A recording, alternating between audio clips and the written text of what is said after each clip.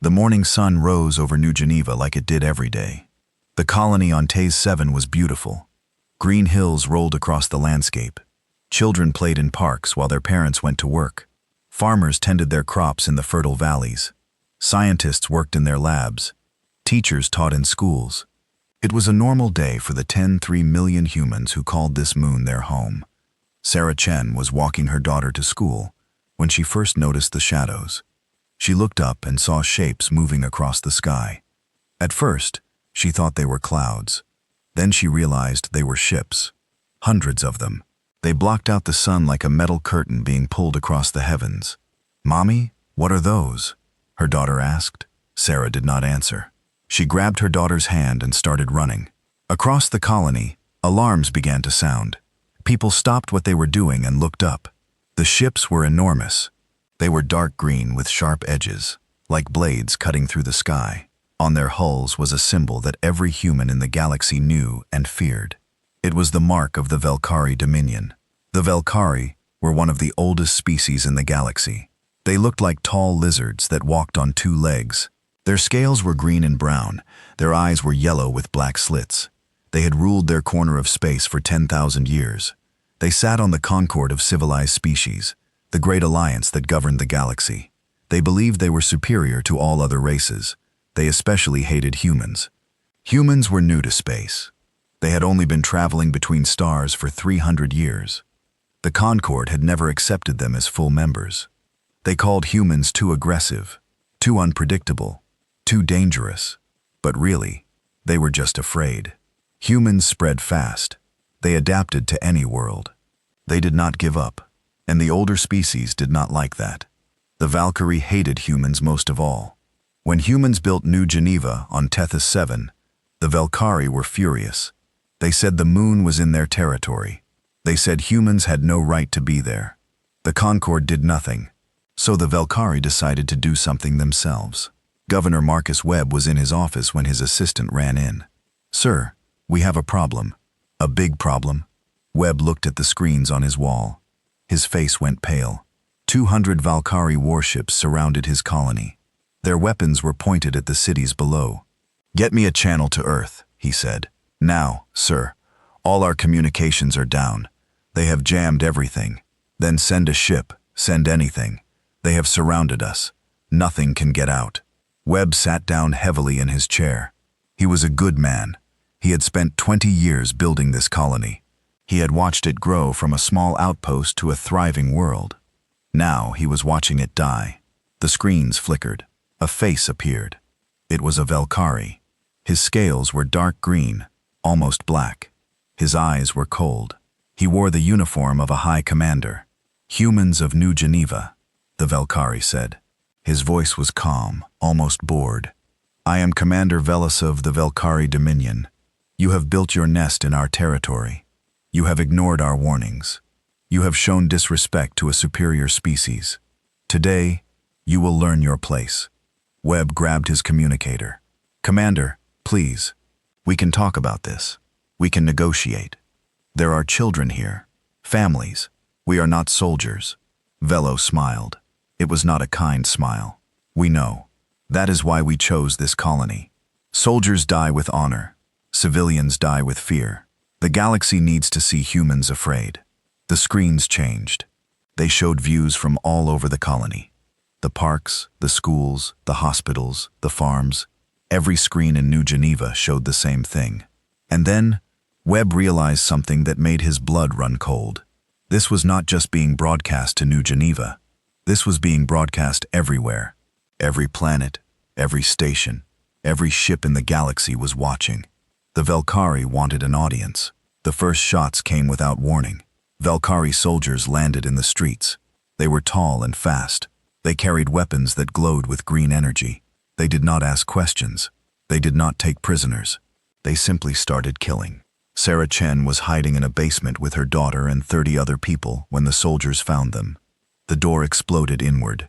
Avalari stepped through the smoke. He looked at the humans huddled in the corner. He saw the children crying. He saw the parents trying to protect them. And then he raised his weapon. On Earth, in the great chamber of the United Human Assembly, every representative watched in silence. The broadcast showed everything. The soldiers going door to door, the bodies in the streets, the screams, the Valkyrie commanders narrating the massacre like it was a sporting event. "Watch closely," Velo said on screen. "This is what happens to species that do not know their place. This is what happens when you expand into territory that is not yours. Remember this day. Remember what we can do." Admiral Yuki Tanaka stood at the back of the chamber. She was 62 years old. Her hair was gray and cut short. Her face was lined with years of service. She had commanded the human fleet for 15 years. She had fought pirates and rebels and alien raiders. But she had never seen anything like this. On screen, a school was burning. Children ran out, their clothes on fire. Valkyrie soldiers waited outside. They shot each child as they emerged. The camera zoomed in on their faces. The Valkyrie wanted everyone to see. Representative James Okonkwo of the African Union stood up. His hands were shaking. "We have to do something. We have to send ships. We have to stop this." "Our nearest fleet is 3 days away," someone replied. By the time we get there, they all knew. By the time help arrived, everyone on New Geneva would be dead. The massacre continued for 6 hours. The Valkyrie were not in a hurry. They went through each city, each town, each village. They lined people up and shot them. They burned buildings with people inside. They hunted those who tried to hide. Velos appeared on screen regularly. He commented on the death toll. He made jokes. He laughed when humans begged for their lives. At one point, he held up a human child by the arm. "Look at this," he said. "So small, so weak. This is the species that thinks it can challenge us. This is the species that thinks it deserves a place among the stars." He dropped the child and shot her. Around the galaxy, different species watched the broadcast. Some watched in horror, some watched in fascination, and some watched with approval. In the council chamber of the Concord, representatives from 47 species observed the massacre. Some demanded action. They were outvoted. Others suggested that humanity had brought this on itself. The Valkyrie were an old and respected member of the Concord. Humans were outsiders. The Concord decided to do nothing. The Drekai, a species of insectoid traders, sent a message of congratulations to the Valkyrie. The Morvani, a race of telepaths, broadcast their enjoyment of human suffering across their networks. The Talvex simply watched in silence, calculating how humanity's weakness might benefit them. No one helped. No one spoke against it. The galaxy watched 10 million humans die, and the galaxy did nothing. Governor Webb was the last to die. The Valkyrie kept him alive deliberately. They wanted him to see everything. They wanted him to know that he had failed to protect his people. When they finally brought him before Commander Velos, Webb was a broken man. His clothes were torn and bloody. His eyes were empty. He had watched his world burn. He had heard the screams of millions. "Do you have any last words?" Velos asked. His voice was almost kind, like a parent speaking to a child. Webb looked up. Something flickered in his empty eyes. "You have made a mistake," he said quietly. Velos laughed. "What mistake? Your species is weak. Your military is small. Your allies are none. What can you possibly do?" Webb smiled. It was a terrible smile. The smile of a man who knows something others do not. "You killed our children," he said. "You made us watch. You made everyone watch, and you laughed while you did it." "Yes," Velos said. "That was the point." The point, Webb said, was to show the galaxy that we are weak. To show them we can be killed without consequences. To teach us our place. "Exactly. But you made a mistake. You did not just kill us. You humiliated us. Every human in the galaxy watched their brothers and sisters die while aliens laughed. Every human child saw what you did to children just like them. Every human parent imagined their own family in those streets." Webb straightened up. Despite his injuries, despite his exhaustion, he stood tall. "You could have killed us quietly. You could have destroyed the colony and claimed it was an accident. But you wanted a show. You wanted to break us. Instead, you have united us. Every human in the galaxy is watching right now, and they are not broken. They are angry. They are so angry that they will never ever forget, and they will never ever forgive." Velos's smile faded slightly. "You think your anger matters?" You think you can challenge the Velkari dominion? We have ruled for 10,000 years. We have conquered 100 species. Humanity is nothing. Perhaps, Webb said, but you have never faced a species with nothing left to lose. You have never faced a species that you have humiliated before the entire galaxy. You have awakened something in humanity today. And when it comes for you, and it will come, remember this moment. Remember my face. Remember that I warned you. The screen went black in the United Human Assembly. No one moved. No one spoke. The representatives sat in their seats like statues. Some had tears streaming down their faces. Others were pale with shock. A few were shaking with rage, so intense they could not control their bodies. Admiral Tanaka walked slowly to the center of the chamber. Her boots echoed in the silence. Every eye turned to her. She stood there for a long moment, looking at the dark screens where 10 million people had died. When she spoke, her voice was quiet. But in that silent chamber, everyone heard every word. I have served the human fleet for 40 years. I have seen battle. I have seen death. I have seen cruelty. But I have never seen anything like what we witnessed today. They did not just kill our people. They made it entertainment. They made it a lesson. They wanted to teach us that we are small, that we are weak, that we do not matter. She paused. Her hands were steady. Her eyes were dry. But there was something in her voice that made the representatives lean forward. They made a mistake. Governor Webb was right. They could have killed quietly. Instead, they chose spectacle. They chose humiliation. They wanted the galaxy to laugh at us. And some did laugh. Some cheered. The Concorde did nothing. Our calls for help went unanswered.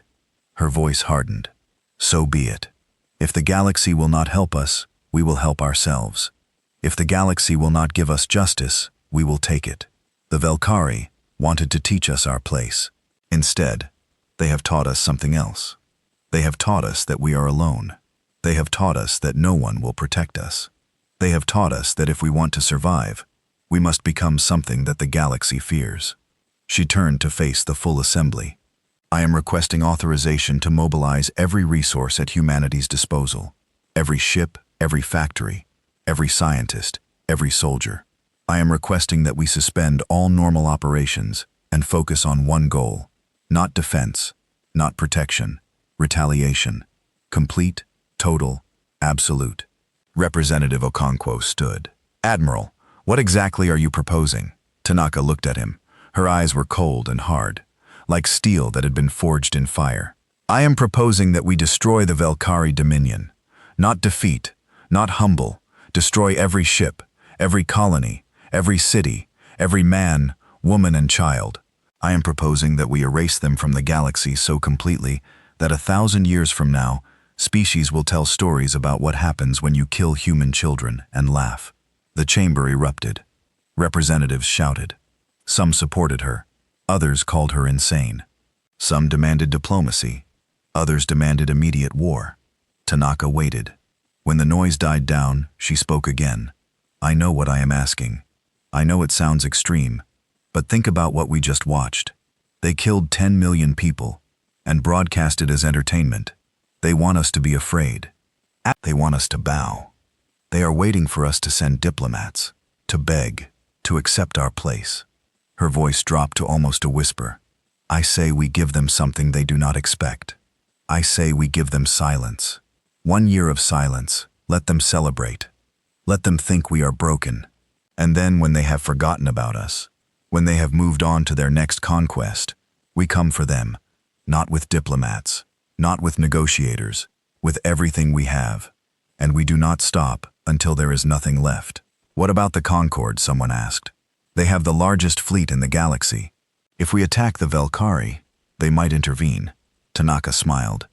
It was the same smile Governor Webb had worn in his final moments. The Concorde watched our children die and did nothing. They are cowards.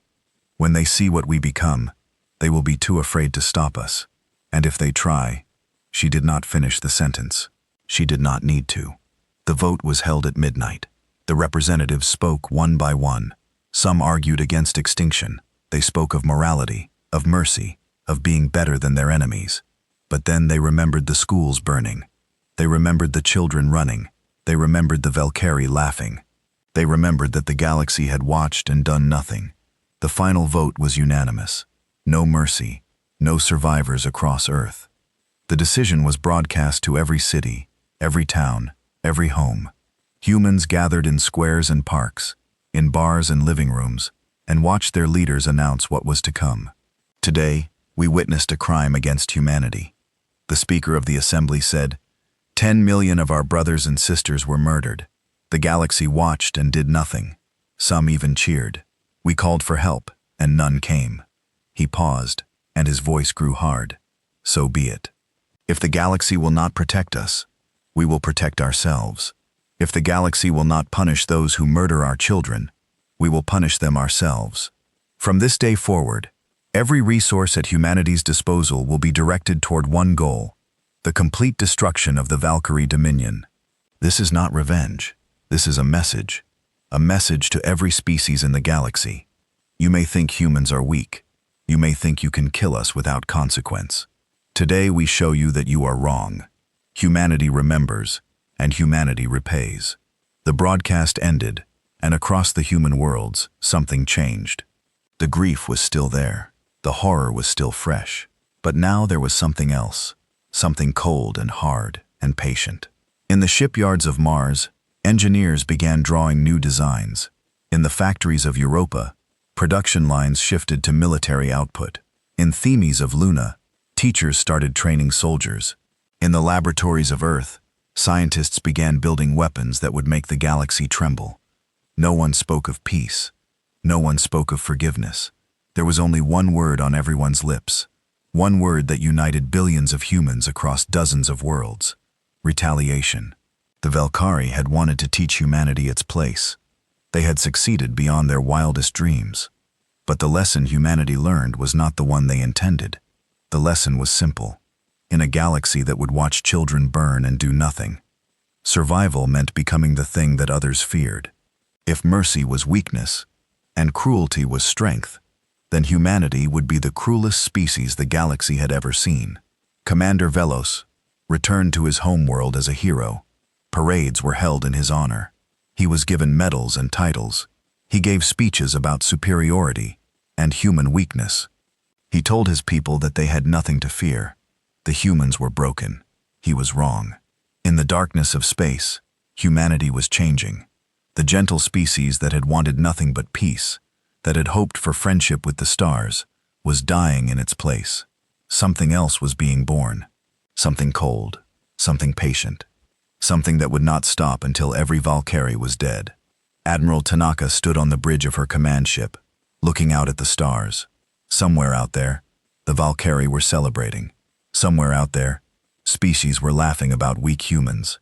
Somewhere out there, the galaxy was moving on, forgetting about 10 million deaths. But humanity would not forget. Humanity would never forget. 1 year, Tanaka said quietly to herself. 1 year to prepare.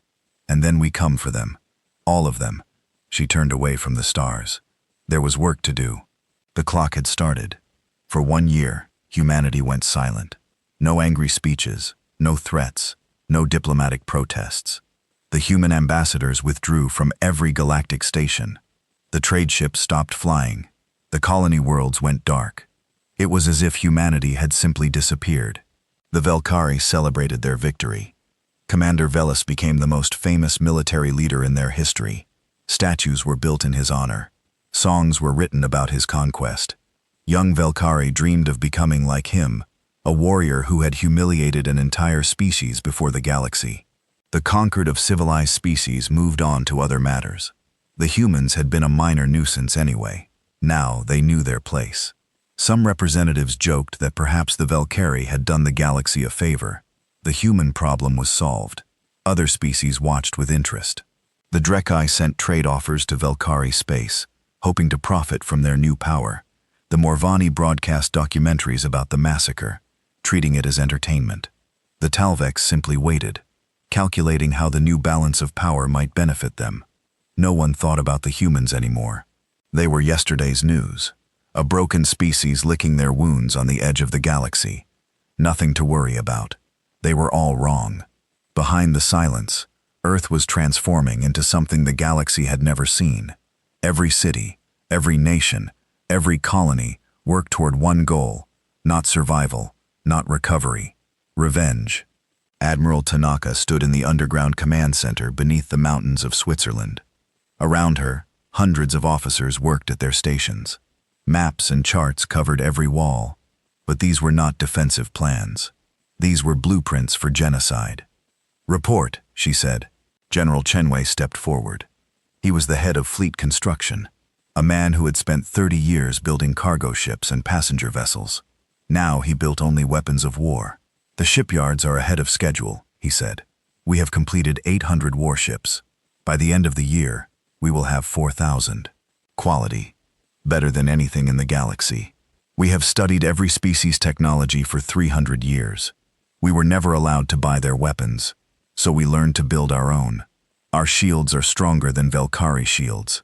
Our weapons hit harder. Our engines are faster." Tanaka nodded. "What about the special weapons?" Chenwei hesitated. "Admiral, are you sure about those? They violate 17 Concord Conventions. If the galaxy finds out, the galaxy watched our children burn and did nothing." Tanaka interrupted. "I do not care about their conventions. I care about results. Can you build them? Yes, we can build them. Then build them." Across human space, the war machine grew. Factories that once made farm equipment now made bombs. Laboratories that researched medicine now developed poisons. Schools that taught history and art now taught combat and tactics. Dr. Maria Santos had spent 20 years developing treatments for childhood diseases. She had saved thousands of lives. Now she stood in a secret facility on the dark side of the moon, looking at a weapon that could kill millions. "It is ready?" Tanaka asked. Maria nodded slowly. Her face was pale. Her hands trembled slightly. "Yes, we call it the Shadow. It is a biological weapon. Once released, it spreads through any population within days. The death rate is 100%. There is no cure. Is it specific to Valkyrie biology? It targets their respiratory system. It will not affect humans or most other species. Only Valkyrie." Tanaka looked at the small container. It was barely larger than her hand. Inside was enough death to end a civilization. "Make more," she said. Maria closed her eyes. When she opened them, they were wet with tears. "Admiral, I became a doctor to save lives, not to end them. I know what they did to New Geneva. I saw the broadcasts. I lost my sister in that massacre. But this weapon, it will kill billions children. Innocent people who had nothing to do with the massacre. Did the Velkari spare our children? Did they care about innocence? No, but if we do this, are we any better than them?" Tanaka turned to face Maria directly. Her eyes were not cruel. They were tired and sad, and filled with a weight that few could understand. "No," she said quietly. "We will not be better. We will be worse. Much worse. And that is exactly what the galaxy needs to see. They watched our massacre and did nothing because they thought we were weak. They need to learn that attacking humanity is not just dangerous. It is suicide. If we show mercy, if we spare the innocent, other species will think they can kill some of us and negotiate later. We cannot allow that. The only way humanity survives is if every species in the galaxy knows with absolute certainty that attacking us means death. Not for soldiers, not for leaders, for everyone." Maria stared at her for a long moment. Then she wiped her eyes and straightened her shoulders. "How many containers do you need?" "Thousands." Maria nodded and went back to work. In the intelligence headquarters beneath the Pacific Ocean, Colonel James Mangi ran the largest spy network in human history. 10,000 operatives had infiltrated every corner of Velkari space. They posed as traders, servants, refugees, laborers. They mapped every city. They cataloged every defense system. They recorded every military base.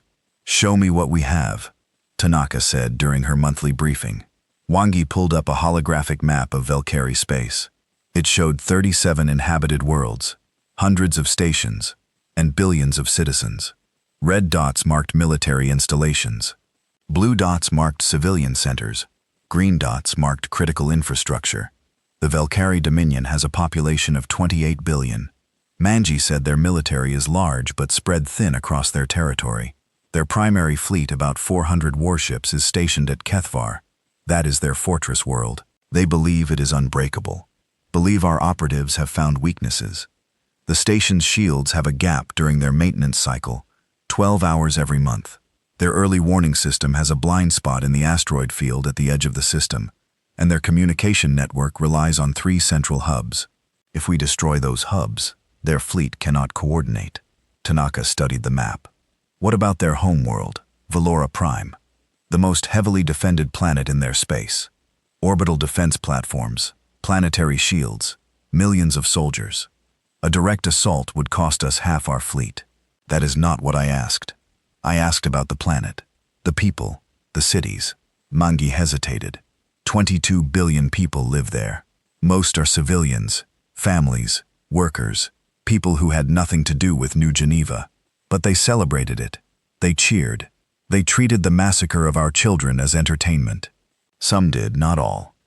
Tanaka turned away from the map. She walked to the window that looked out into the dark depths of the ocean.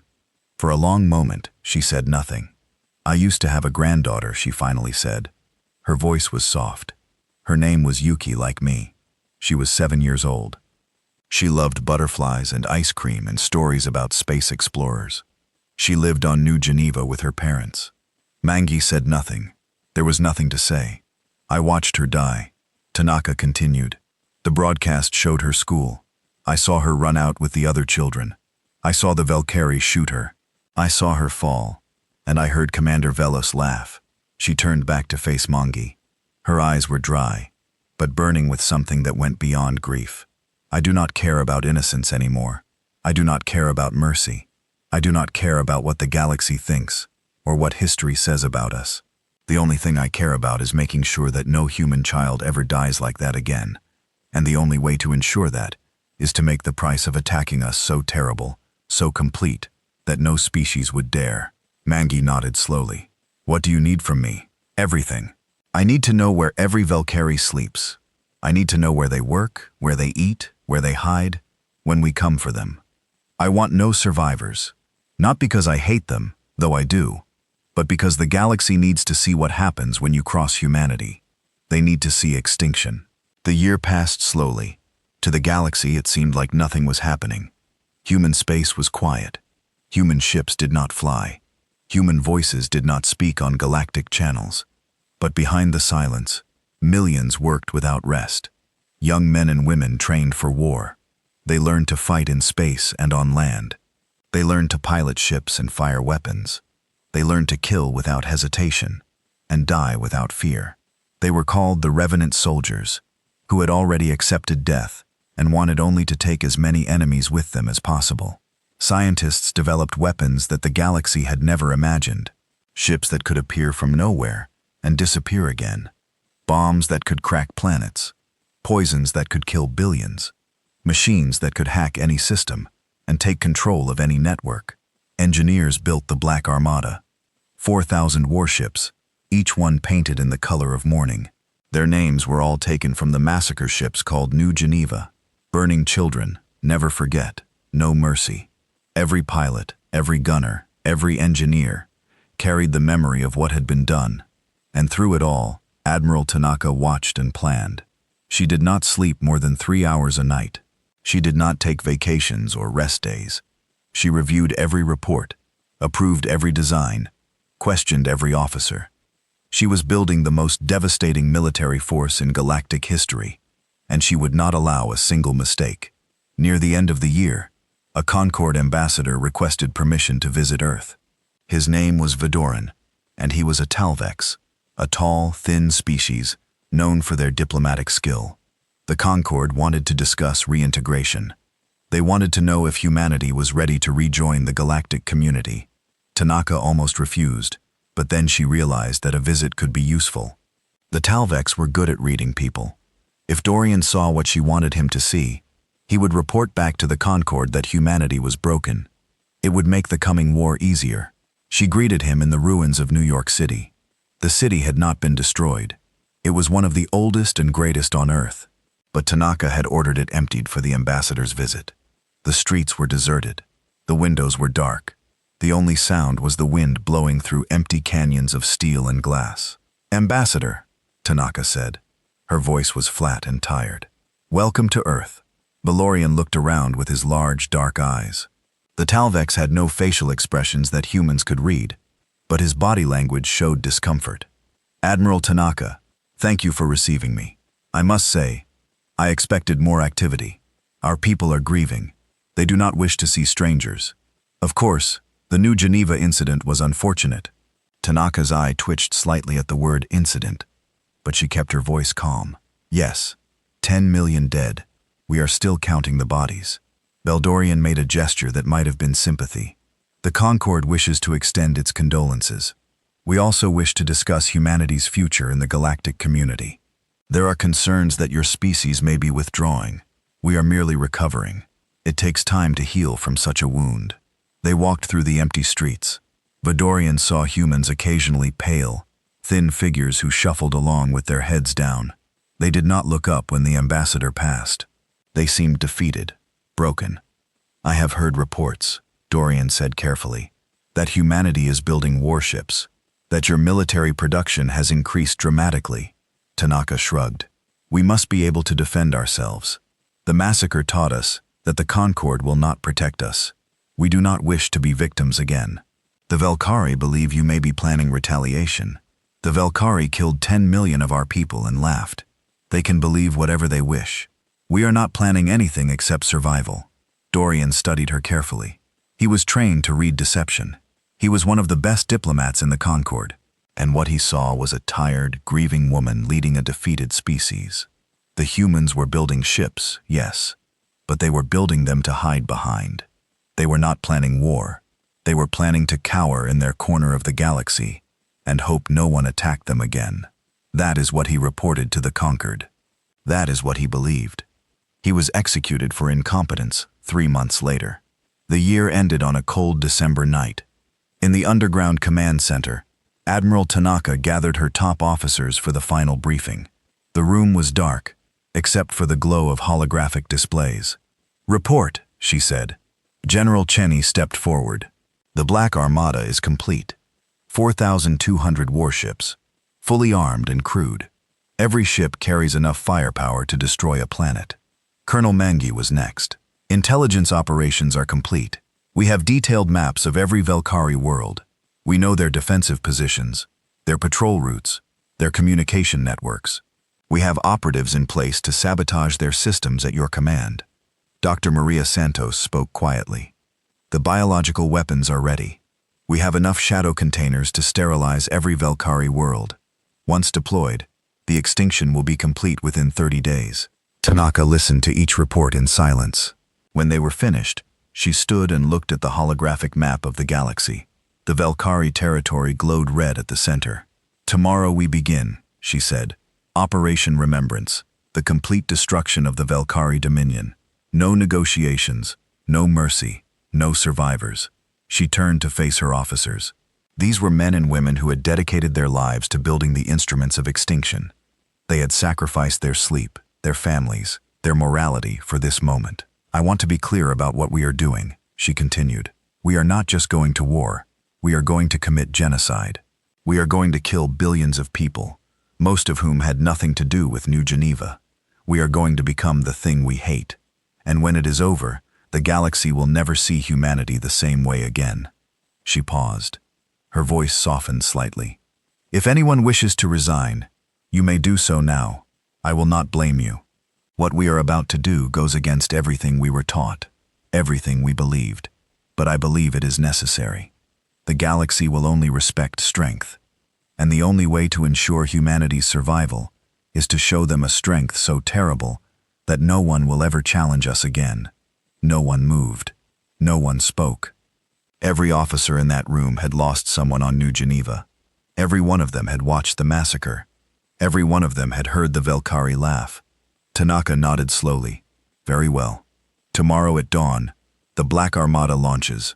The Velkari will wake up to find their worst nightmare at their doorstep, and then they will learn what humanity has become." She walked to the window and looked up at the stars. Governor Webb warned them. He told them they had awakened something in humanity. He told them to remember his face. Tomorrow they will remember, and then they will die. The room was silent. The officers filed out to their posts. The machines of war hummed with power. The ships stood ready in their docks, and somewhere in the darkness of space, 28 billion Valkyrie slept peacefully, dreaming of their glory and their power and their superiority. They did not know that death was coming. They did not know that in a few short hours, their species would begin its journey toward extinction. They had wanted to teach humanity its place. Tomorrow they would learn their own. The silence was about to end, and when it did, the galaxy would learn what happened when humanity stopped talking and started killing. Admiral Tanaka stood alone in the darkness, watching the stars. She thought about her granddaughter. She thought about 10 million people who had died screaming. She thought about a galaxy that had watched and done nothing. Soon, she whispered, soon. And then she went to bed for the last time before war. Tomorrow the Valkyrie would burn. The attack came without warning. Commander Velos was asleep in his mansion on Valora Prime when the alarm started screaming. He jumped out of bed and ran to the window. The night sky was on fire. Lights were falling from the heavens. Not stars, but explosions. The space station that orbited his world was dying. His communicator buzzed with panicked voices. "Commander, enemy ships have appeared in the outer system. How many? We cannot count them. Hundreds, maybe thousands. They appeared out of nowhere. What species? Who is attacking us?" There was a pause. When the voice came back, it was shaking with fear. "Humans, sir. The humans are here." Velos felt his blood go cold. For a year, he had told everyone that the humans were broken, that they would never recover, that his victory at New Geneva had proven superiority for all time. He had been wrong. The Black Armada struck 17 military installations in the first hour. Human ships appeared from subspace with weapons already firing. They did not announce themselves. They did not demand surrender. They simply attacked. Admiral Tanaka stood on the bridge of her flagship, the Remembrance. Around her, officers called out damage reports and tactical updates. On the main screen, Valkyrie stations exploded one after another. "Status of the primary fleet?" she asked. "They are scrambling to launch, Admiral, but our ships are already in position. They are sitting ducks." The Valkyrie primary fleet was stationed at Kothvar, their fortress world. 400 warships, the pride of their military. But they had been caught in dry dock. Their crews asleep, their systems on standby. Colonel Mangi's operatives had disabled their early warning systems. By the time the Valkyrie knew they were under attack, it was too late. The Battle of Kothvar lasted 11 minutes. Human ships surrounded the orbital docks and opened fire. Valkyrie vessels tried to launch, but they were cut down before they could clear the station. Some tried to fight back, but their weapons could not track the human ships. Human technology was faster, more precise, more deadly than anything the Valkyrie had ever faced. When it was over, 400 Valkyrie warships were nothing but debris. The pride of their fleet destroyed in less time than it took to eat breakfast. Tanaka watched the last ship explode and felt nothing. No satisfaction, no triumph, just a cold emptiness that had lived inside her since she watched her granddaughter die. "Open a channel," she said. "All frequencies. I want every species in the galaxy to hear this." The communication officer nodded. A moment later, a light indicated that the broadcast was live. Every planet, every station, every ship in known space was listening. Tanaka stepped forward and spoke. "This is Admiral Yuki Tanaka of the United Human Fleet. 1 year ago, you watched the Valkyrie murder 10 million humans on New Geneva. You watched them kill our children and laugh. You watched and you did nothing. Some of you even cheered." She paused to let her words sink in. "Today, we give our response. Not to the Valkyrie. They are already dead. They just do not know it yet. Our response is to the galaxy, to every species that watched our children burn, to every voice that laughed at human suffering, to every government that decided we were not worth protecting." Her voice hardened. "Watch closely. This is what happens when you kill human children. This is what happens when you make us watch. This is what happens when you laugh. We are not going to stop until the Valkyrie are extinct. Not defeated, not humbled, extinct. And when we are done, Every species in this galaxy will know. Humanity remembers and humanity repays. She cut the transmission on Valora Prime.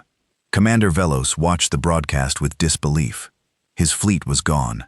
His military stations were burning, and the human admiral was promising extinction. "Get me the Concorde," he shouted. "Get me anyone. We need help." But when he reached the Concorde chamber, he found only chaos. Representatives from 47 species were arguing, shouting, pointing fingers. No one could agree on what to do. The Drekkai representative demanded immediate military intervention. The humans had violated Concorde law by attacking without declaration of war. They had used weapons that were banned. They had to be stopped. The Morvani representative disagreed. The humans had been provoked. The Velkari had killed 10 million of them on live broadcast. Perhaps they deserved what was coming. The Talv said nothing. They simply watched and calculated. Hours passed while the Concorde debated. During those hours, 5 more Valkyrie worlds fell to human attack. Military bases were destroyed. Communication networks were severed. Defense grids went dark. Finally, the Conquered reached a decision. They would send a peacekeeping fleet to stop the human advance. 1,200 ships from various species would converge at the border of Velkari space and demand that humanity stand down. The peacekeeping fleet arrived 3 days later. They formed a wall of ships at the edge of Velkari territory and broadcast their demands. "Human fleet, this is Concorde Peacekeeping Force Alpha. You are ordered to cease your attack immediately and withdraw to your own space. Failure to comply will be considered an act of war against the Concorde." For a long moment, there was no response. Then a single human ship emerged from subspace. It was the Remembrance, Admiral Tanaka's flagship. She did not bring her fleet. She came alone. The Concorde commander, a Drethkai named Zix Tal, was confused. One ship against 1,200. Was this surrender? A negotiation human vessel? "State your intentions," he demanded. Tanaka's face appeared on every screen.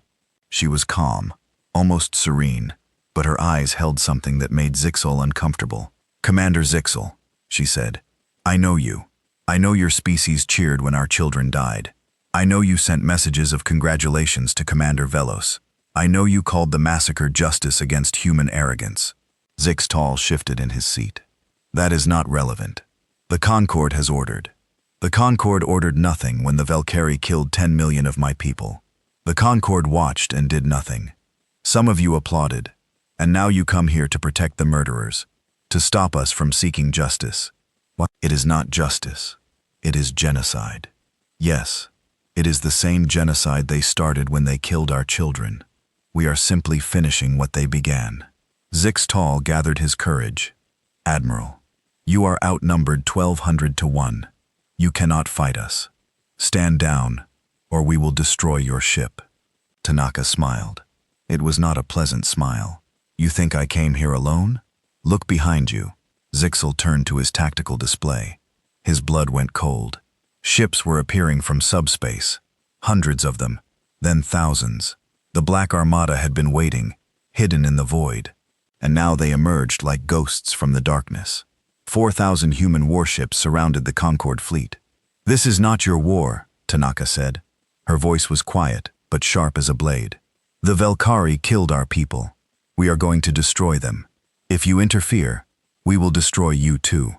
And then we will remember that you watched our children die and did nothing. We will remember that some of you cheered. We will remember that you tried to protect the murderers of our children. And when we are done with the Velkari, we will come for you." Zixel stared at the tactical display. His fleet was surrounded. Human weapons were locked on every ship. One wrong move and 1,200 Concorde vessels would be turned to dust. "You cannot threaten the Concorde," he said. But his voice wavered. "I am not threatening. I am explaining. You have a choice. Leave now, and humanity will consider the matter closed. We have no quarrel with your species, only with those who killed our children. But if you fire a single shot, if you stand in our way for a single moment, you will share their fate." She leaned forward, and Zixel saw something in her eyes that made him forget how to breathe. It was not anger. It was not hatred. It was certainty, absolute, unshakable certainty, that she would do exactly what she said. "I watched my granddaughter die," Tanaka said quietly. I watched a Valkyrie soldier shoot her while she ran from her burning school. I heard Commander Velos laugh, and when I close my eyes, I see her face every time. I see 10 million faces, every human who died on New Geneva, every child, every parent, every life that was taken for entertainment. She paused. I do not care about Concord law. I do not care about galactic politics. I do not care about your treaties, or your conventions, or your peacekeeping missions. The only thing I care about is making sure that never happens again. And the only way to do that is to show the galaxy what happens when you kill our children. She straightened up. So, here is my final offer. Leave now. Go back to your homeworlds and tell them what you saw here. Tell them about the human fleet.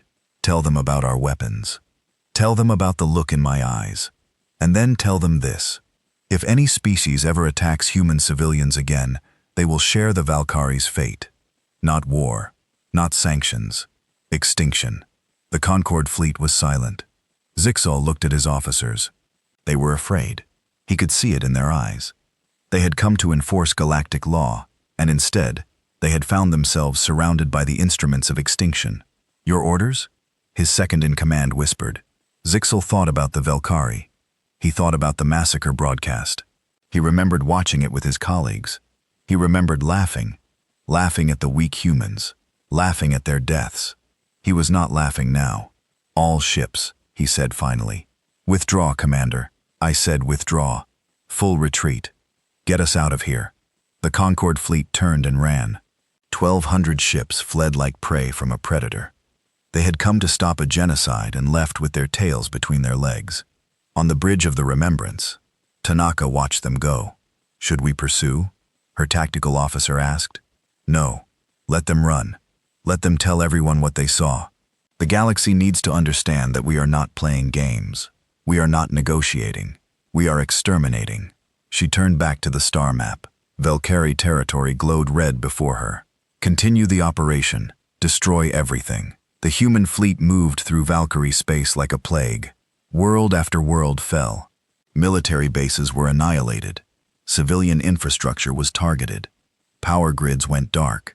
Food production facilities were destroyed. Communication networks were severed. The Valkyrie had never faced anything like this. Their military was designed for conventional warfare. Fleet against fleet. Army against army. But the humans did not fight conventionally. They appeared from nowhere, struck without warning, and vanished before reinforcements could arrive. Worse, they did not take prisoners. Every captured Valkyrie base was destroyed with everyone inside. Every ship that surrendered was vaporized. The humans were not interested in victory. They were interested in annihilation. On Valora Prime, Commander Velas watched his empire crumble. In 3 weeks, humanity had destroyed 60% of his species' military capability. Billions of Valkyrie were dead. More were dying every day. He tried everything. He sent diplomats. They were shot down before they could speak. He offered surrender. There was no response. He released human prisoners from Valkyrie jails. The humans took them aboard without a word and continued their attack. Nothing worked. The humans would not stop. They would not negotiate. They would not show mercy. One night, Velos called his remaining commanders for a final meeting. We are losing, he said. The words tasted like poison. We cannot defeat them in battle. Our only hope is to negotiate. They will not talk to us, a commander replied. They kill everyone we send. Then we must find someone they will talk to, someone who can convince them to stop. Who? The conquered abandoned us. The other species are afraid. No one will stand up to the humans now. Velos slammed his fist on the table. There must be something. Some weakness, some leverage, something we can use. There is nothing, Commander. They do not want our territory. They do not want our resources. They do not want our technology. They want us dead, all of us. And they will not stop until they get what they want. The room fell silent. Outside, the sky lit up as another orbital platform exploded. The humans were in orbit now. The invasion of the homeworld would begin soon. How did this happen? Philos whispered.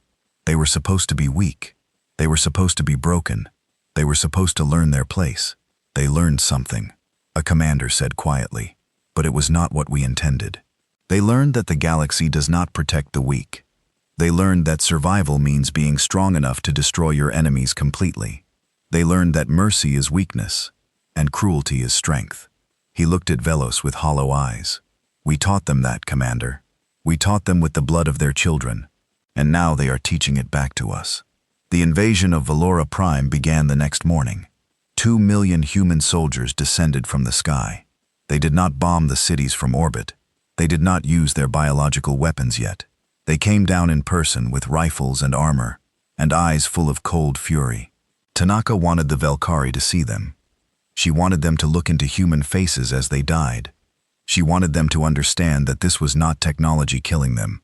It was people who had lost everything and had nothing left but rage. The ground war was brutal. The Velkari fought desperately, but they were outmatched. Human soldiers moved through their cities like shadows. They did not accept surrenders. They did not take prisoners. They simply killed block by block, street by street, house by house. And everywhere they went, they broadcast the New Geneva massacre. On every screen, every device, every surface, the images played on repeat. Bel Air citizens watched their own soldiers killing human children, watched Commander Velos laughing, watched the galaxy do nothing. This is why, the broadcast said, this is why you die. Tanaka landed on Valora Prime on the 3rd day. She wanted to be there in person. She wanted to see the end with her own eyes. She walked through the ruined streets of the capital city, surrounded by her guards. Velkari bodies lay everywhere. Some were soldiers. Many were not. Men, women, children, all dead. The smell of burning filled the air. A young officer walked beside her. His name was Lieutenant Kenji Sato. He had been born on New Geneva and had escaped on one of the last evacuation ships before the massacre. His entire family had died. "Admiral," he said quietly, "we have captured Commander Vithos. He is asking to speak with you." Tanaka stopped walking. For a moment, she stood perfectly still. Where is he? The Grand Chamber, where they used to hold their government meetings. Tanaka nodded slowly. Take me to him. The Grand Chamber had once been magnificent. High ceilings, beautiful artwork, symbols of Velkari power and history. Now it was a ruin. The ceiling had collapsed. The artwork was burned. The symbols were shattered. In the center of the room, on his knees, was Commander Velos. He looked nothing like the proud warrior who had broadcast the massacre. His scales were dull. His eyes were empty. His uniform was torn and stained with blood. The war had broken him. Tanaka stopped 10 feet away and looked at him. "You asked to speak," she said. "Speak." Velos raised his head. When he spoke, his voice was a whisper. "Please stop. We surrender. We will give you everything. Our territory, our resources, our technology. We will become your servants, your slaves, anything you want. Just please stop killing us." Tanaka studied him for a long moment. Then she walked closer until she was standing right in front of him. "Tell me something, Commander. Do you remember my granddaughter?" Velos blinked. "What?" "Her name was Yuki. She was 7 years old. She was in the school that your soldiers burned. I watched her die on your broadcast. Do you remember her?" "I do not know who." "Of course you do not. She was just one child, among 10 million, one face, among millions of faces. You did not care who they were. You just wanted to teach humanity a lesson." She knelt down so her eyes were level with his. "Congratulations, Commander. You taught us well. You taught us that the galaxy does not care about human lives. You taught us that mercy is weakness. You taught us that the only way to survive is to become the thing others fear." She stood up. "Now, we are teaching you." Velos began to cry. "Please, I am sorry. If I could take it back, you cannot. And even if you could, it would not matter. This is not about revenge anymore. This is about sending a message to every species in the galaxy, a message that will echo through the stars for 1,000 years. She turned to walk away, then stopped. "You wanted the galaxy to see what happens when you challenge the Velkari. Well, Commander, the galaxy is still watching. And now they are going to see what happens when you challenge humanity." She left him there, weeping on the floor of his broken empire. Outside, the war continued. And in the distance, Human ships prepared to release the final weapon, the one that would end the Valkyrie forever. The final stage of the war was the most brutal. 6 months into the campaign, the Valkyrie Dominion was dying. 60% of their population was already dead. Their military was destroyed. Their infrastructure was ruins. Their government had collapsed. But billions of Valkyrie remained, crowded onto their homeworld and a handful of surviving colonies. They believed they might survive. They believed the humans would eventually stop. They believed that someone would save them. They were wrong. Admiral Tanaka stood in her command center aboard the Remembrance. Around her, holographic displays showed the remaining Valkyrie populations. 9 billion on Valora Prime, 3 billion scattered across the remaining colonies, 12 billion souls waiting to die. General Chenwei stood beside her.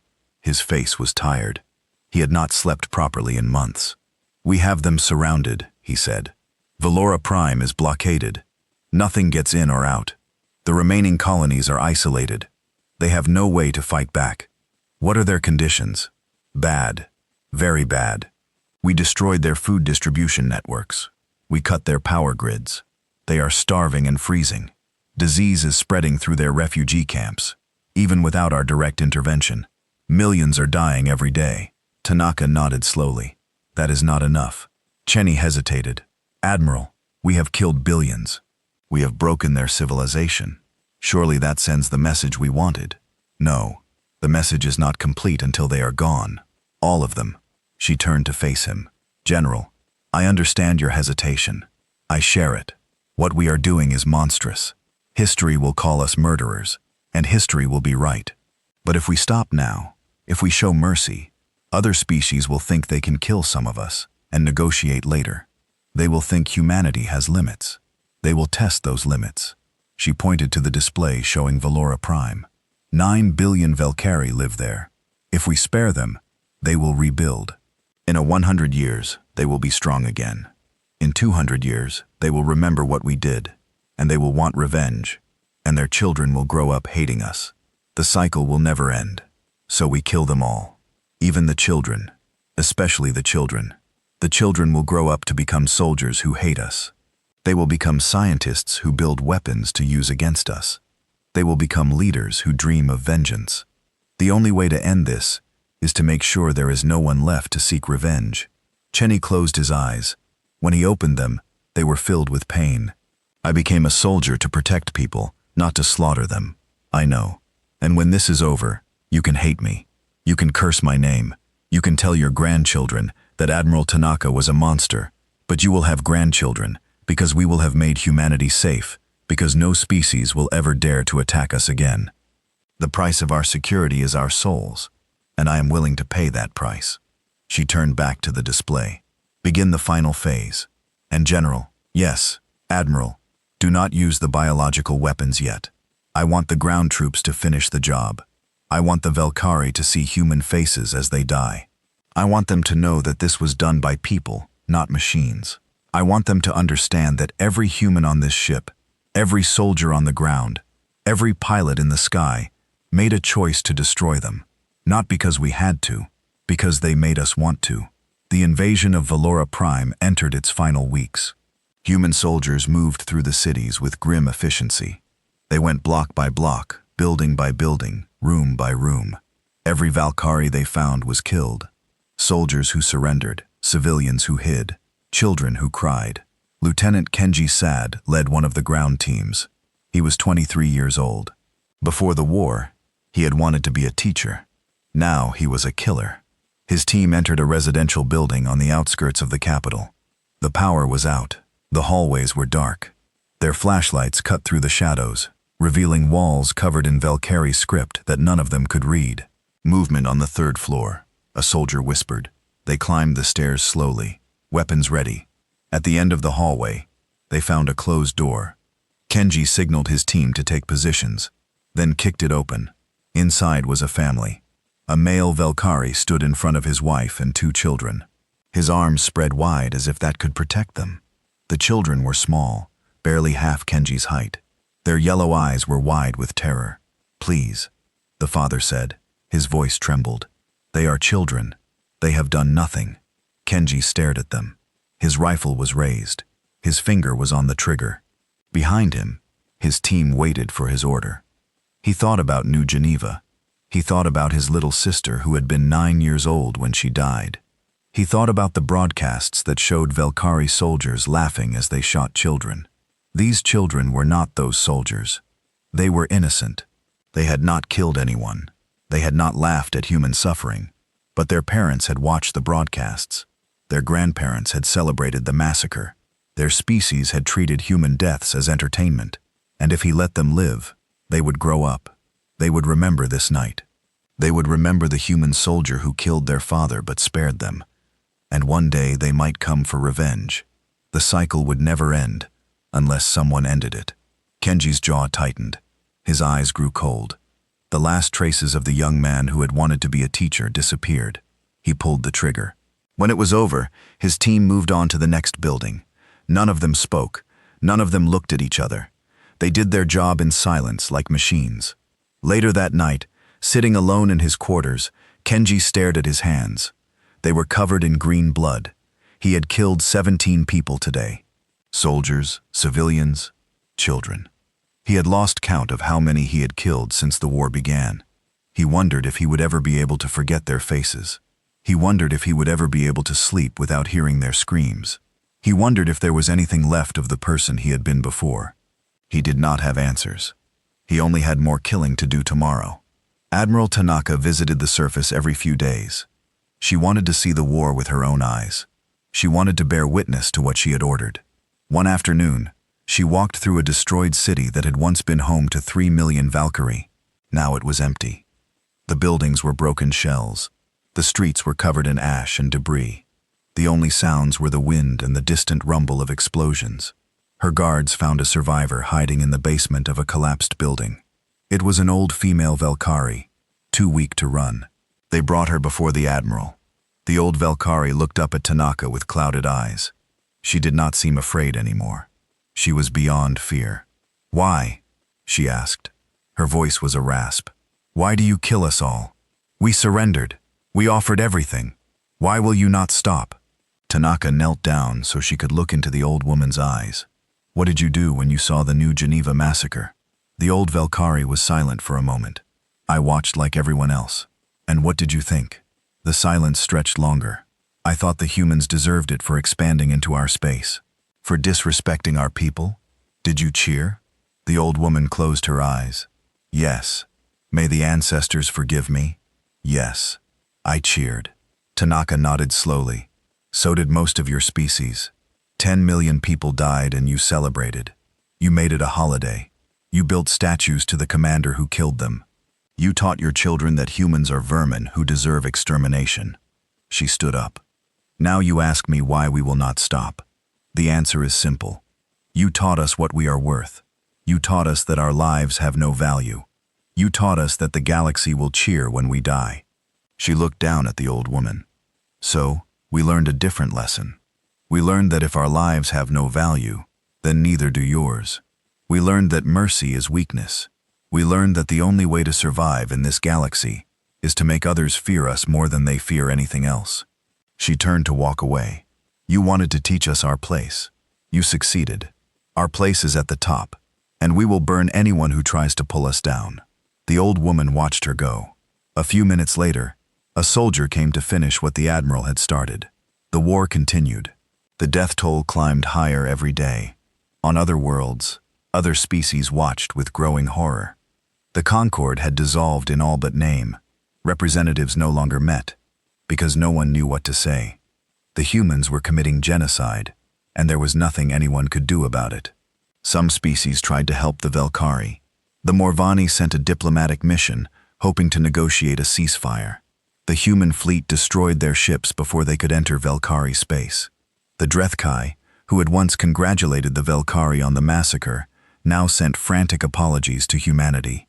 They offered trade deals, territory, even their own military secrets. The humans did not respond. They did not need to. The message was clear. Apologies were not accepted.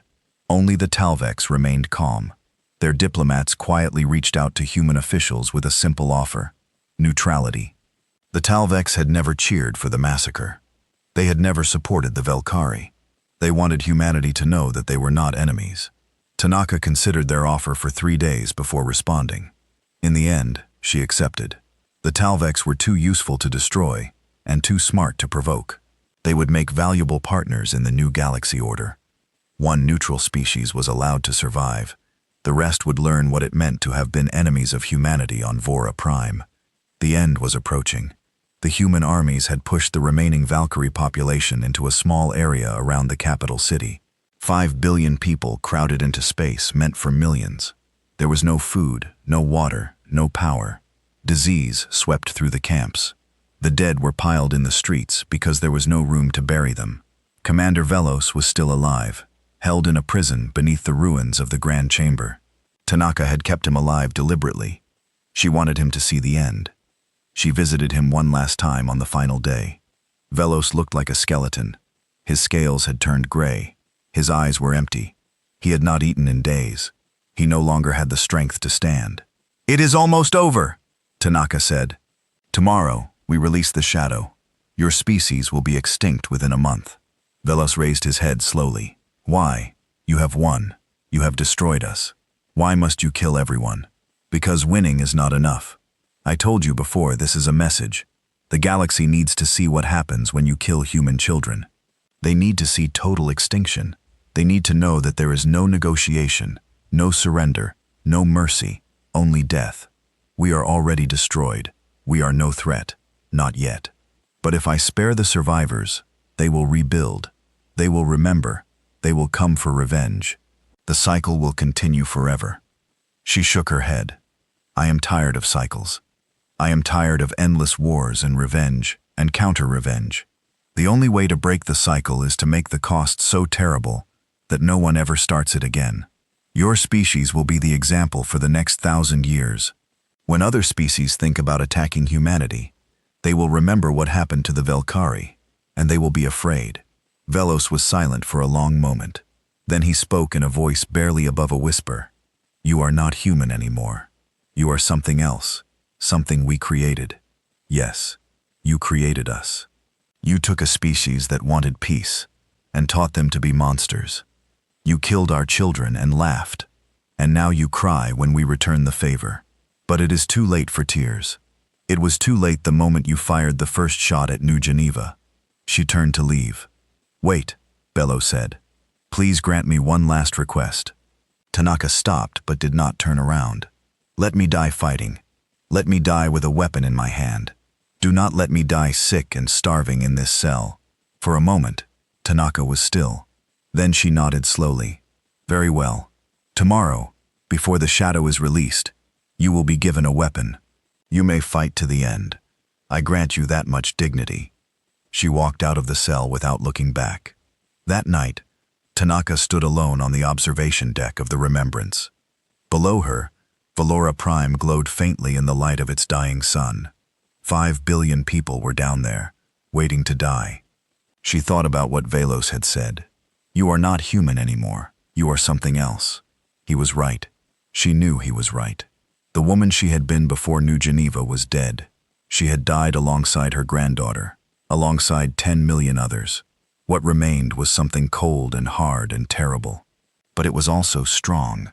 Strong enough to protect humanity. Strong enough to make the galaxy afraid. Strong enough to ensure that no human child would ever die like Yuki again. Was it worth it? She asked the empty darkness. All those billions of lives. All that blood on my hands. All those souls I have sent to whatever waits beyond death. She did not expect an answer. She did not receive one. But deep inside, in the place where her humanity used to live, she knew the answer was no. Nothing was worth this. Nothing could justify the extinction of an entire species. And yet she would do it anyway.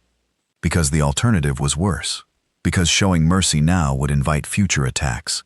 Because the galaxy only respected strength and she had to be the strongest. Tomorrow, the Valkari would die, and Yuki Tanaka would die with them, the last remnants of the woman she had been before the war. What would remain was something else. Something the galaxy would fear for 1,000 years. "Forgive me," she whispered to the stars, to her granddaughter. to the billions she was about to kill. But she knew there would be no forgiveness. Not for her, not ever. She turned away from the window and went to prepare for the end. Tomorrow, the Valkyrie Dominion would cease to exist, and humanity would take its place as the most feared species in the galaxy. The sun rose over Valora Prime for the last time on October 17th, 20349. In the skies above, human ships formed a ring around the planet. In the ruins below, 5 billion Valkyrie waited for death. They knew it was coming. They had seen the reports. The humans had developed a weapon that could kill their entire species. Today, they would use it. Admiral Tanaka stood on the bridge of the Remembrance. Around her, officers prepared the deployment of the Shadow, the biological weapon that would end the Valkyrie forever. No one spoke. The silence was heavy with the weight of what they were about to do. "Admiral," General Cheney said quietly, "we are ready." Tanaka nodded but did not respond immediately. She stared at the planet below, thinking about the billions of lives that would end today. Mothers and fathers, children and grandparents, artists and teachers, workers and dreamers. All of them would die because of what a few of their leaders had done. It was monstrous. She knew it was monstrous.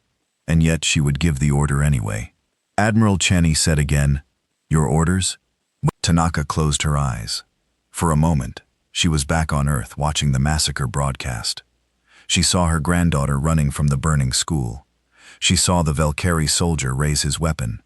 She heard Commander Velos laugh. She opened her eyes. "Release the Shadow." The command went out. Across the planet, human ships opened their cargo holds and released thousands of small containers.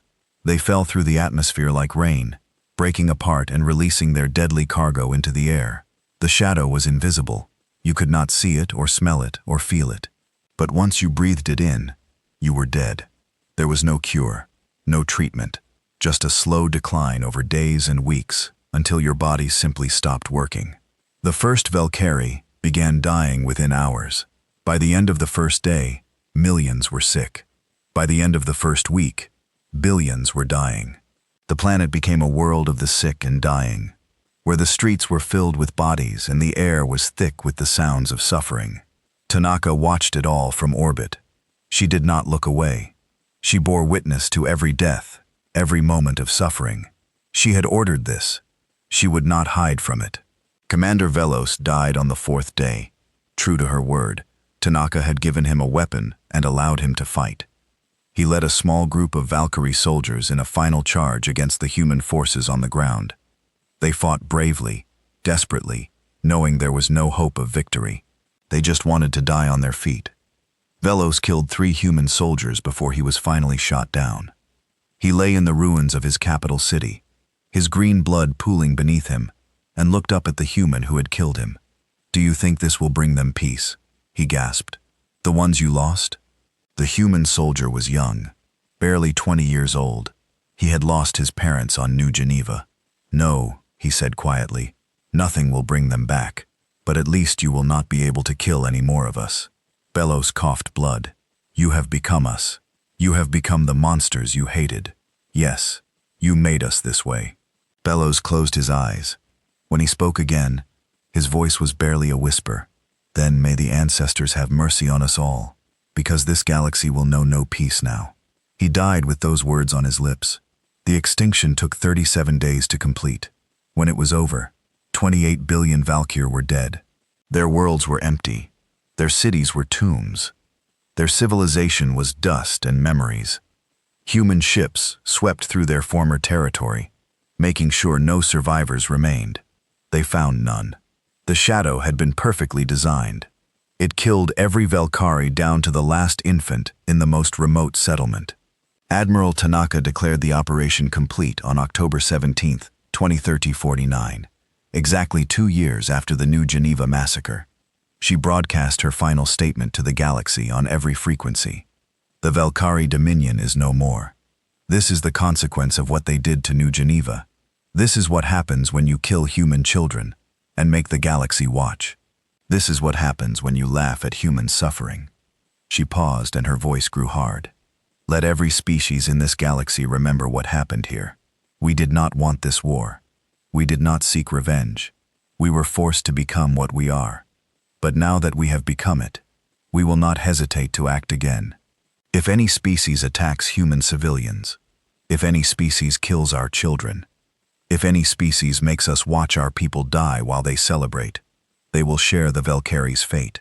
Not war, not diplomacy, extinction. She cut the transmission. The Valkyrie worlds were not colonized. Their technology was not salvaged. Their history was not preserved. Humanity left them exactly as they were, empty monuments to the cost of attacking humans. Scientists suggested studying the abandoned Valkyrie technology. Tanaka refused. Economists suggested taking their resources. Tanaka refused. Politicians suggested at least claiming their territory. Tanaka refused. Let them stand empty, she said. Let every ship that passes through see what we did. Let every species remember the Valkyrie planets are not prizes to be claimed. They are warnings to be heeded. And so 37 worlds became ghost planets, silent reminders of what humanity was capable of when pushed too far. The galaxy changed after the Valkyrie extinction. The conquered of civilized species, which had governed galactic politics for thousands of years, dissolved completely. Representatives no longer met, because there was nothing left to discuss. The old order was gone. In its place was fear, and fear wore a human face. Species that had once mocked humanity now sent ambassadors with trembling hands and generous gifts. Species that had cheered the New Geneva massacre suddenly remembered urgent diplomatic missions and trade agreements. Everyone wanted to be friends with humanity now. Everyone was terrified of being next. The Drekkai came first. Their representatives arrived on Earth wearing mourning clothes and carrying records of every Drekkai who had supported the Valkyrie. They offered to execute those individuals publicly, as a sign of goodwill. Tanaka refused. We are not interested in your internal justice. We are interested in your behavior going forward. Treat humanity with respect, and we will have no quarrel. Repeat the mistakes of the Valkyrie, and you will share their fate. The Drekkai went home and began teaching their children about the dangers of angering humans. The Morvani tried a different approach. They claimed they had always opposed the massacre, that their broadcasts had been meant as criticism, not entertainment. They presented falsified records and doctored memories. Tanaka knew they were lying, but she also knew that the Morvani were more useful alive than dead, at least for now. We will accept your explanation, she said. But know this, we are watching. We will always be watching. And if we ever find evidence that you celebrated human deaths, there will be no second chance. The Morvani went home and began erasing every record of their involvement with the Valkyrie. They failed to find all of them. Human intelligence officers had copies, but Tanaka kept them in reserve. Leverage was sometimes more valuable than revenge. Only the Talvex prospered in the New Order. They had maintained neutrality throughout the war. They had never celebrated the massacre. They had reached out early to establish peaceful relations. Now they became humanity's primary trading partner and diplomatic intermediary. Some species grumbled that the Talks were collaborators, that they were helping humanity dominate the galaxy, but no one dared say it too loudly. Everyone remembered what happened to those who opposed humanity. The years passed. The galaxy settled into a new normal. Humanity expanded rapidly without the Concord to restrict them. Humans claimed new worlds throughout the galaxy. Their population grew. Their technology advanced. Their military became the strongest force in known space. But something had changed in the human spirit. The species that had once dreamed of friendship with the stars was gone. In its place was a harder people, a people who trusted no one outside their own kind. A people who smiled politely at alien diplomats while keeping their weapons close.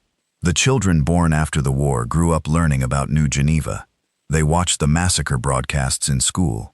They visited the memorial worlds where the names of 10 million dead were carved into endless walls of black stone. They were taught that the galaxy was dangerous, that other species would kill them if given the chance, that survival meant being strong enough to destroy any enemy completely. These children did not hate aliens.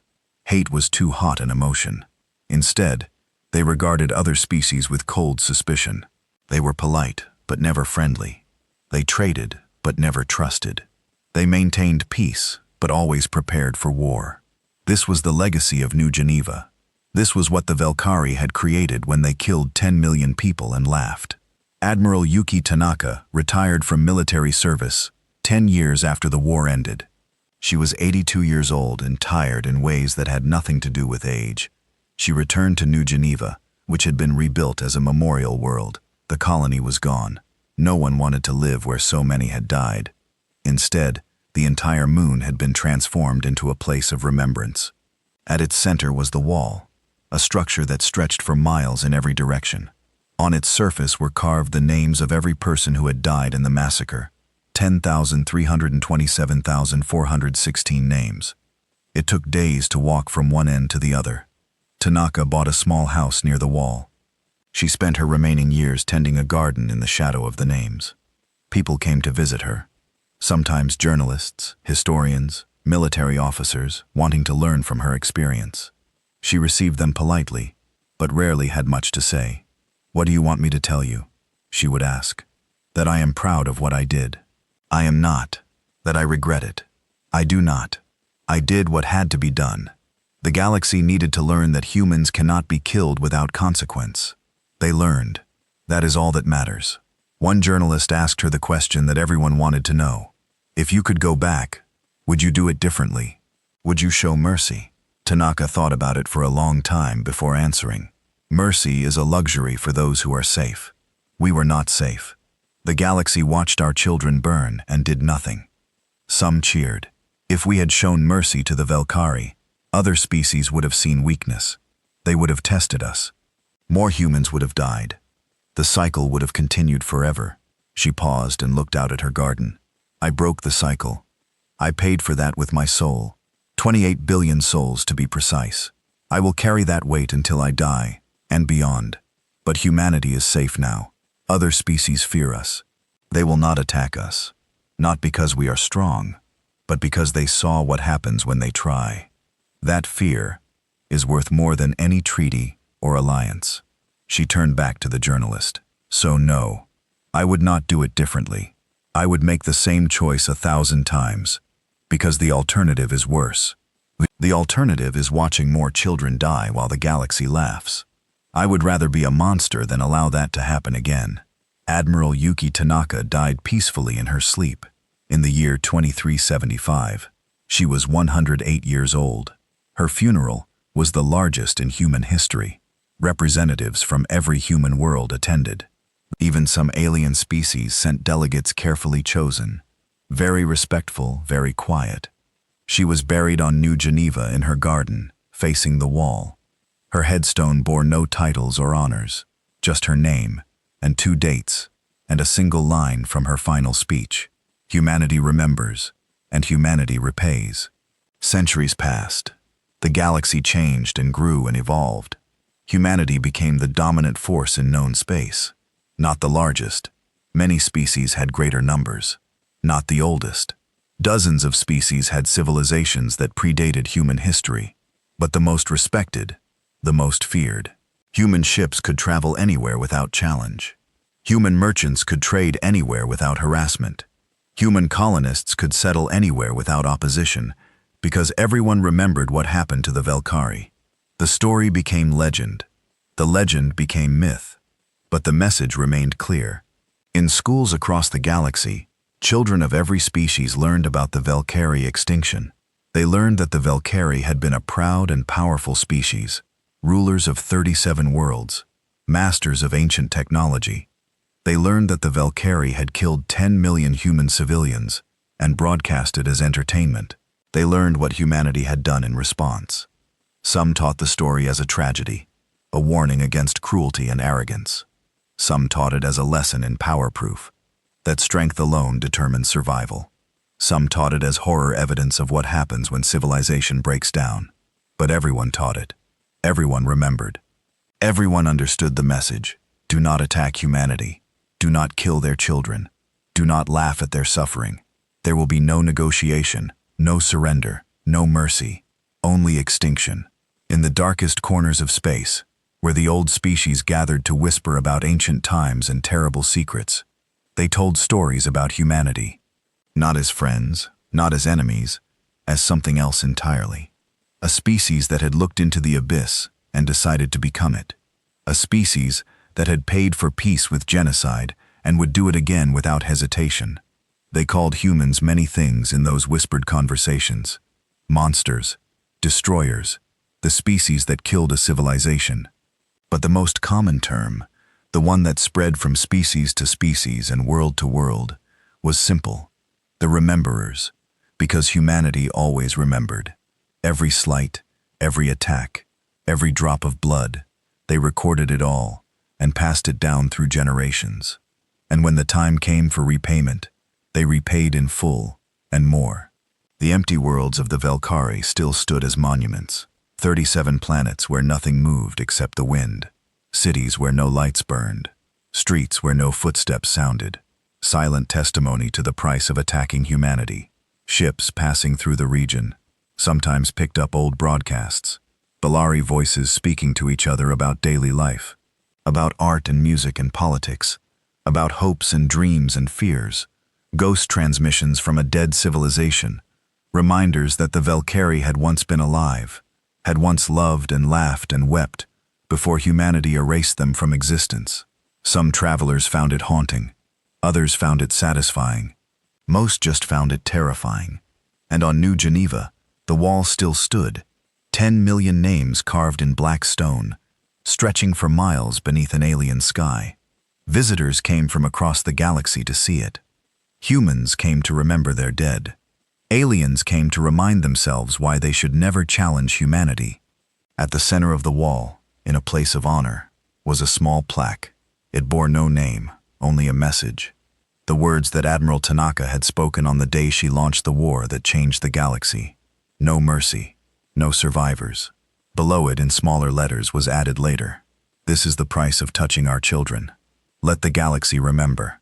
The galaxy remembered. The galaxy would always remember.